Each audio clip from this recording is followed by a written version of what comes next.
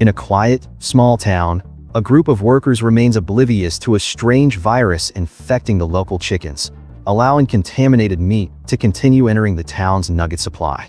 One day, a student named Shelley unknowingly consumes the virus-laden food shortly after arrives at a nearby elementary school. Meanwhile, Clint, an aspiring writer, has returned from the bustling city to his childhood home in the town. He struggles to craft a compelling book, and when he shares his manuscript with his mother, she dismisses it, saying it lacks merit. In need of income, Clint takes on a temporary role as a substitute teacher at the very elementary school he once attended. Rick, the school security guard, initially suspects Clint of being the supplier of alcohol-laced food he has been tracking. However, once Clint confirms his role as teacher, Rick reluctantly lets him pass. After parking, Clint finds his car blocked by Wade, the gym teacher, who has parked his massive truck beside it. Forced to crawl through the back seat and exit via the trunk, Clint also notices that someone has defaced his rear window with crude graffiti. Inside, he is immediately confronted by a rowdy group of children whose mischievous antics are accompanied by constant swearing. Clint then meets the vice principal, Sims, who instructs him to sit on an exercise ball and stow away his phone, enforcing a strict no-phone policy for both faculty and students. Wandering into the teacher's lounge, Clint finds the other instructors oddly tense and unapproachable, making communication awkward and stilted. Relief washes over him when he spots Lucy, a familiar face from his childhood, now also a teacher. However, he feels a pang of jealousy as Lucy is in a happy relationship with Wade. Despite this, he cherishes their joyful reunion, sharing laughter and conversation. Shortly after, the teachers disperse to their respective classrooms, beginning the day's lessons. Two mischievous students, Patriot and Dink, tease Shelley in Clint's classroom, laughing at the painful blisters that have appeared on her face from eating the contaminated nugget. Shelley doesn't respond to their ridicule. She merely stares straight ahead, her expression tight with discomfort and suffering. Clint instructs everyone to return to their seats and writes his name on the board. He also notices that Patriot still has his phone. When Clint tries to take it, Patriot threatens to accuse Clint of inappropriate actions toward him. After Clint realizes that Patriot is the one who scribbles on his vehicle, Clint decides to ignore Patriot for a while and asks a good student named Calvin to read the first chapter of his manuscript in front of the class. Patriot continues to mock Shelley while the others are busy with something else. Nevertheless, she rips out her ponytail along with a chunk of her flesh as she removes it. Since an enraged Shelley attacks him and bites his face, Clint must approach Patriot to break up the fight. Soon after, Shelley scratches him and runs away, making Clint take Patriot to the nurse's office for help. Meanwhile, outside, Rick finally meets his dealer, and he hides inside his vehicle to consume the alcoholic mushrooms on the way. Clint tells Lucy about what happened a moment later during break, and Lucy giggles upon hearing it, which makes Wade even more jealous. Meanwhile, Dink approaches Shelley at the playground with the intention of mocking her for hurting Patriot, but Shelley retaliates by attacking Dink as well.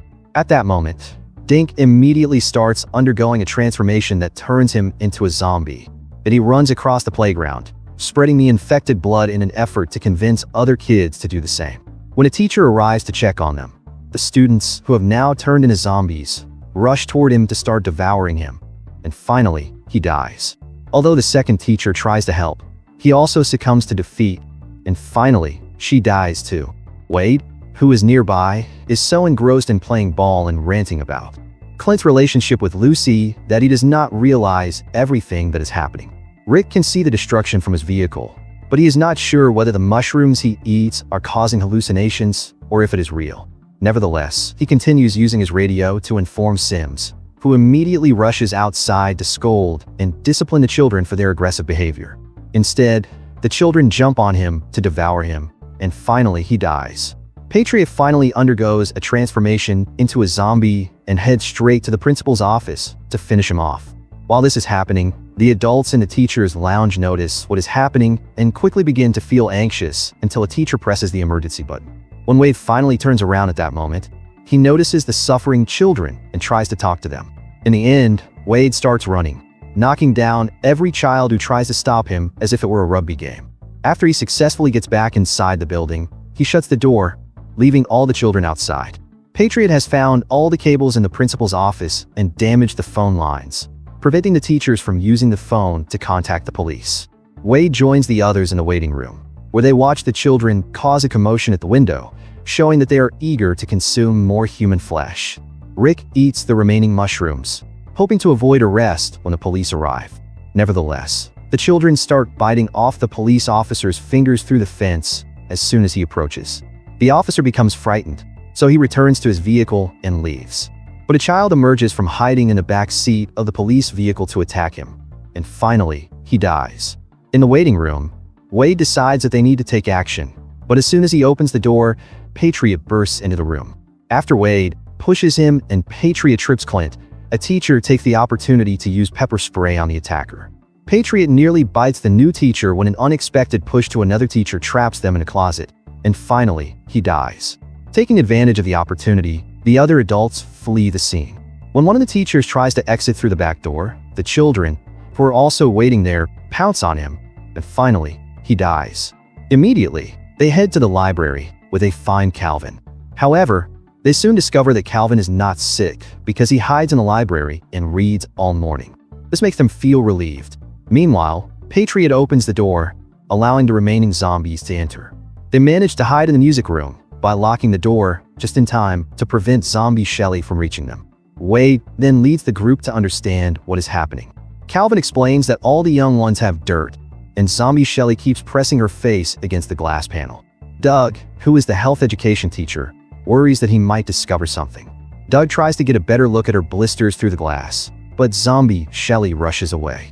Wade then suggests that they escape outside to reach their vehicles and use their equipment for self-defense. Instead, Clint suggests they go to the principal's office to retrieve their phones and call for help. While the two argue like children, Patriot starts destroying every phone one by one. The argument eventually becomes too overwhelming for Lucy, so she suggests they wait until the parents arrive to pick up their children. Everyone agrees with this plan. Outside, Rick remains safe inside his vehicle and watches the massacre worsen every second. He not only turns on the radio to drown out the sounds of death, but he also hallucinates a giraffe standing next to him. An emergency news broadcast interrupts the music, revealing that children all over town turn into zombies and attack their parents. Lucy observes that zombie Shelly has scratched Clint as they wait. So, Wade immediately locks Clint in a room next to him for isolation, fearing possible contamination. Because of Doug's strong desire to get information, he decides to follow Clint and conduct a thorough examination, which results in his hands getting soaked with bodily fluids. After that, Doug tells the other group members that Clint does show symptoms, but they're more like flu symptoms than what the children experience. However, they decide to wait for a few hours and make sure Clint is okay. Finally, the teachers let Clint go at 3 o'clock, and they all went up to the roof to wait for the parents to arrive. But when the mother finally arrives, she does not hear the teachers and Calvin asking for help because she wears an earbud and engages in a conversation at that moment. The woman continues her conversation while her child quickly gets into the car and starts biting the baby sitting in the back seat. When the baby, who has now turned into a zombie, turns to bite his mother too, she does not realize it yet, and finally she dies. Everyone is in a state of fear until a student named Tamara grabs a teacher's leg at the same time, but it turns out Tamara is not sick, and she joins the group. Eventually, the other children hear them and start climbing the walls. As a result, the group quickly retreats to the stage area to hide. The zombie Dink manages to sneak in and grabs Doug, which makes Wade take a fire extinguisher to beat him, and finally he dies. Wade closes the door behind him to keep the children out of the room. When Doug takes a closer look at the corpse, he realizes that the blood is black. Lucy tries to distract the two healthy children from the situation. Meanwhile, Tamara notices a scratch on her waist, and Lucy orders her to clean the wound. Doug then drags zombie Dink into the bathroom and begins dissecting him. The next thing Lucy does is approach Wade to talk about his jealousy.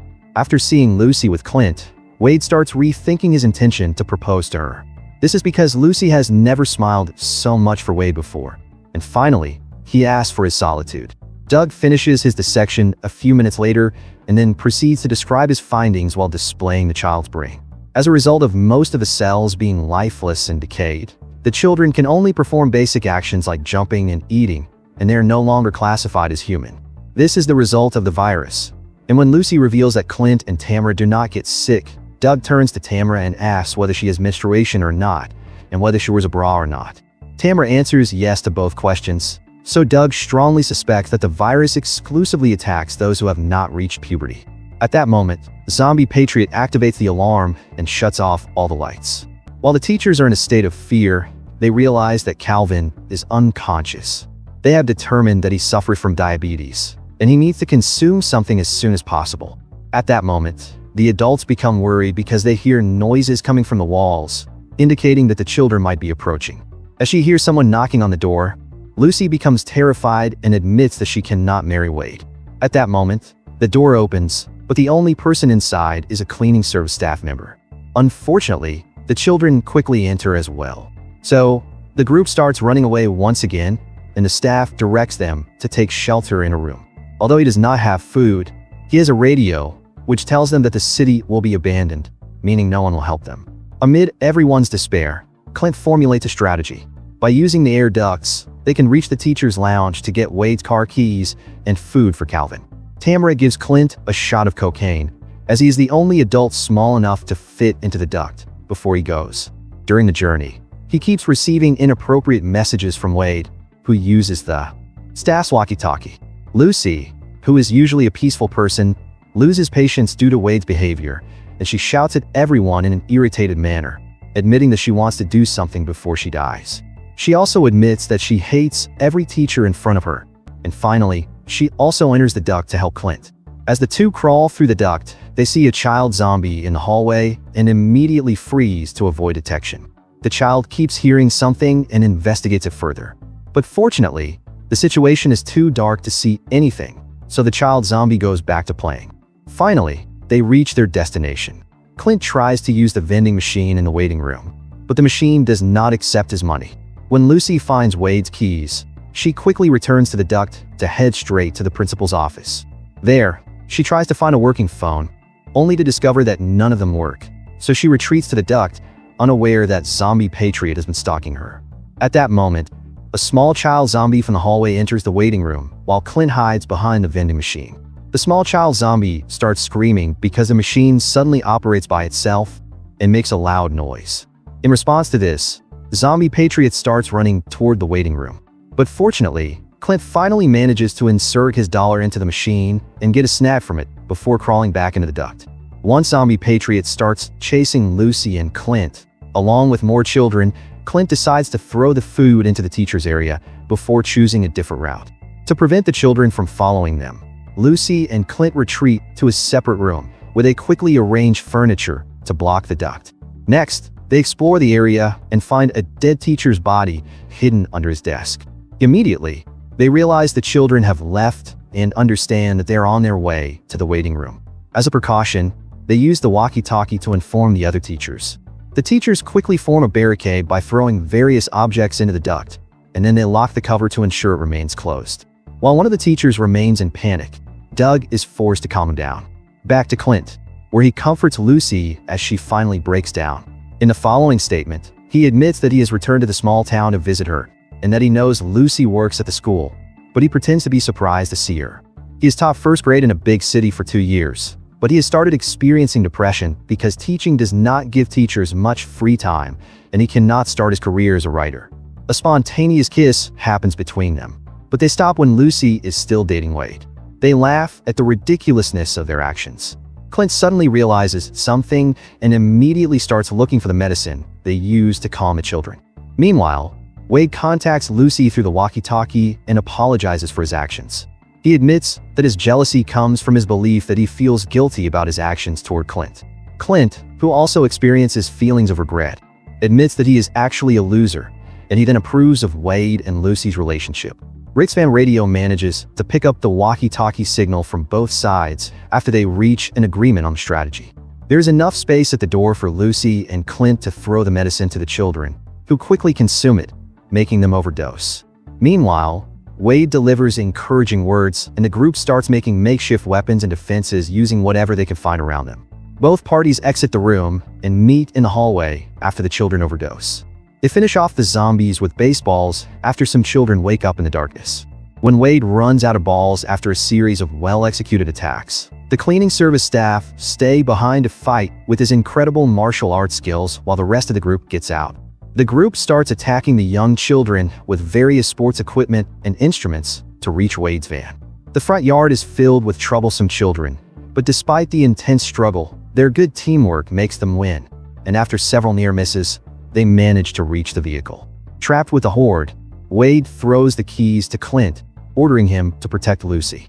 After that, he continues fighting the children, hoping to free the others. However, Clint forces Lucy into the truck, even though she's reluctant to leave him. Zombie Patriot climbs onto the truck, but they leave without noticing him. When Zombie Patriot realizes they're almost out of gas, he rushes through the window and tries to finish off Clint. This causes Clint to hit the brakes, accidentally throwing the child onto the road. Clint is so thirsty for revenge that he does not hesitate to crash into him against a tree, and finally, he dies. At some point, the group arrives in another small town, where the vehicle finally runs out of gas to continue the journey. The town is empty, and many corpses lie scattered on the streets. The group finds the source of the virus in a poultry factory in a small town while checking the store windows. It turns out that the zombie virus has spread across the country. Doug admits that if he can get the virus from the nuggets that children love to eat, he might be able to design and create a vaccine. Just as a group of zombie children suddenly appears behind them, the group runs into the neighboring building, which turns out to be a children's playground. While closing the door, they come across an abandoned party, and Doug manages to grab Nugget. Additionally, the corpses of the workers lie on the ground. They enter another room, and as soon as they step inside, everything turns dark again. A light suddenly turns on, revealing a massive army of zombies waiting for them inside the climbing playground. The group almost loses hope, but to their surprise, they find two friends. It turns out to be Wade and the cleaning service staff, who managed to escape earlier. Wade instructs everyone to head immediately to the outdoor location, where Rick waits inside the vehicle. To trap the children, the group uses a large ball to block the playground area as they approach the exit. After that, Wade pours gasoline all over the area and throws a match to set it on fire, causing all the zombies to burn, and finally they die. The Cooties movie ends with Clint and his friends going to a place where children will not go, and finally, their adventure facing the zombies is not yet over. Make sure to subscribe and turn on notification so you don't miss the latest recaps.